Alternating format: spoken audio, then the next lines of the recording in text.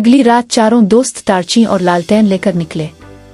आसमान पर पूरा चांद चमक रहा था। उल्लू आवे आवे कर रहा था और हवा में अजीब सी खामोशी थी।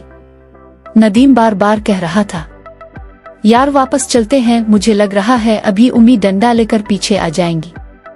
बिलाल बोला, उम्मी नहीं आएंगी, लेकिन अगर रास्ते में कुल्फी वाला मिल गया तो मुझे जरूर जगाना। ये सुनकर सब हंसने लगे और डर कुछ कम हुआ।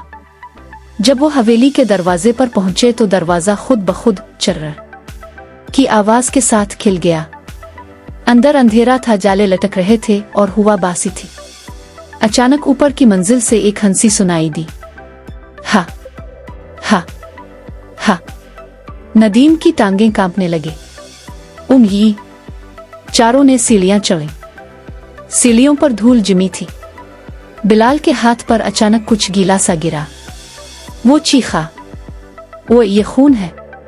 टार्च की रोशनी में देखा तो वो चिमगादड़ का पोपला निकला। सब हंस हंस के लूटपोट हो गए और बिलाल मुंह बिसोरता रह गया। जब वो कमरे में पहुंचे तो वहां एक पुराना आईना रखा था। अचानक इसमें चारों के अक्स बदलने लगे। नदीम का अक्स बंदर जैसा हो गया, बिलाल के हाथ में जलेबी नजर आई और आसिफ के कान लंबे हो गए। अलैही ने फौरन कहा, यह जादुई आईना है, ये हमें हमारे दिल की बातें दुखा रहा है। इसी वक्त कमरे के कोने से एक साया उभरा।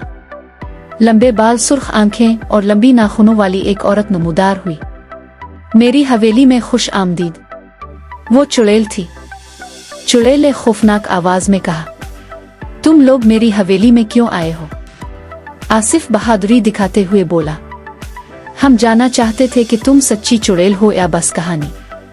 चुड़ैल हंसी, हा हा हा।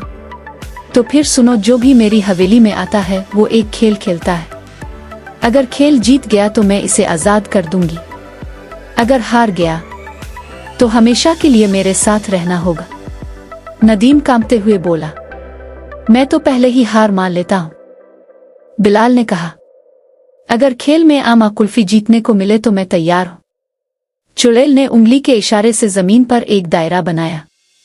अचानक कमरा बदल गया और सब एक जादुई हाल में पहुंच गए। चुड़ैल ने कहा, पहला खेल है हंसना आ रोना। तुम्हें ऐसा किस्सा सुनाना होगा कि मैं हंस पड़ूं। अगर मैं ना हंसी तो तुम्हारे आंसू बहा दूंगी। सब ने एक दूसरे की तरफ देखा। नदीम आगे बढ़ा और मिजाहिया चेहरा बनाकर बोला, एक मुर्गी बस में चली। कंडक्टर ने कहा, टिकट दो। मुर्गी बोली, काकलो है कुम, मैं अंडे दे दूं, टिकट ना लो। चुड़ैल ने घोर के देखा। सबको लगा वो गुस्सा करेगी, लेकिन अचानक वो जोर जोर से हंसने लगी। हा हा हा हा हा। पहला खेल खत्म हुआ। चुड़ैल ने कहा, अब दूसरा खेल है। मैं तुम्हें एक कमरे में भेजूंगी जहां 100 दरवाजे हैं। सिर्फ एक दरवाजा बाहर निकलने का है, बाकी सब में जाल हैं। तुम्हारे पास 1 घंटा है। कमरा बहुत बड़ा था। बिलाल भूख से बेचैन हो गया। यार, अगर दरवाजे के पीछे बिरयानी हो तो मुझे जरूर बुलाना। आसिफ ने दीवारों को गौर से देखा। एक दरवाजे पर आम का निशान बना हुआ था। इसने कहा, यह दरवाजा बिलाल के लिए है। उन्होंने वही दरवाजा खोला तो वाकई बाहर का रास्ता निकल आया। चुड़ैल हैरान रह गई। वाह, तुम लोगों ने मेरी दूसरी आजमाइश भी पार कर ली। चुड़ैल ने कहा, तुम लोग समझदार हो, इसलिए मैं तुम्हें अपना राज बताती हूँ। वो उदास लहजे में बोली, मैं कभी एक नेक औरत थी, लेकिन गांव वालों ने मुझ पर जादूगरी का इल्जाम लगाकर मुझे जंगल में अकेला छोड़ दिया। दुख और तन्हाई ने मुझे चुड़ैल बना दिया। अब मैं सबको डराती हूँ, मगर अंदर से मेरा दिल आज भी इंसान है। अलैही ने कहा, अगर हम सब गांव वालों को हकीकत बता दें तो शायद तुम आजाद हो जाओ। चुड़ैल की आंखों में आंसू आ गए। चारों दोस्त वापस गांव गए और सबको हकीकत बताई।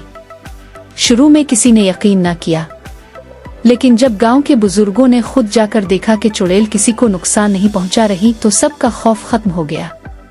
आहिस्ता आहिस्ता चुड़ैल की बद्दुआएं खत्म हो गईं और वो फिर से इंसान बन गई।